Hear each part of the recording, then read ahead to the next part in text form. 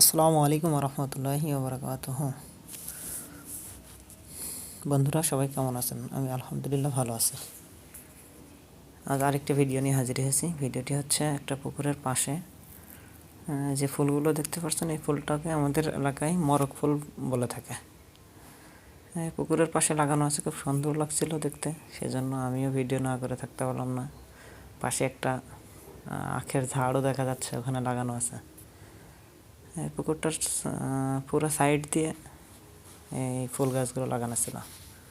ওখানে বিভিন্ন রকমের ফুলও আছে, পাশে দেখবেন গোলাপ ফুল আছে, আবার বিভিন্ন সবজির গাছও লাগানো আছে, যেমন পেঁপে গাছ আছে, বেগুন গাছও দেখতে পারবেন।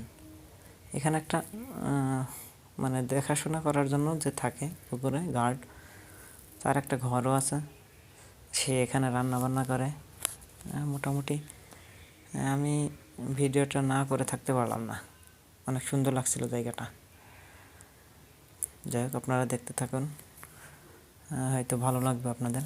আর যারা দেখছেন অবশ্যই নিয়মিত দেখবেন আমার ভিডিওগুলো। আমি প্রতিনিয়ত না দিতে পারলেও চেষ্টা করি ভিডিও ছাড়ার জন্য আর কি। যাই হোক, সবাই দেখবেন, কমেন্টস করবেন, আমাকে উৎসাহ দিবেন আশা করি।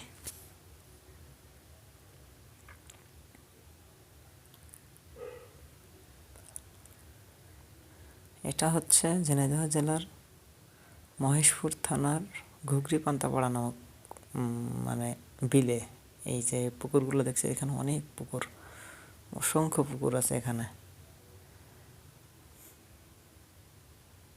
এখানে বিদ্যুতেরও খুব ভালো ব্যবস্থা আছে। পুকুরের আশপাশে মোটামুটি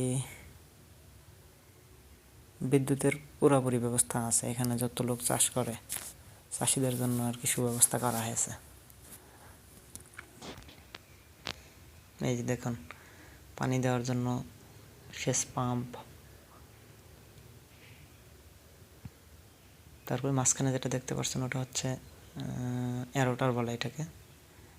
এটা অক্সিজেনের জন্য আর কি ব্যবহার করা হয়। একটা টিউবওয়েল আছে এখানে, মোটামুটি অনেক সুন্দর। যাই হোক, আপনারা দেখতে থাকুন আর আমাকে কমেন্টস করে জানাবেন কেমন হয়েছে ভিডিওটা।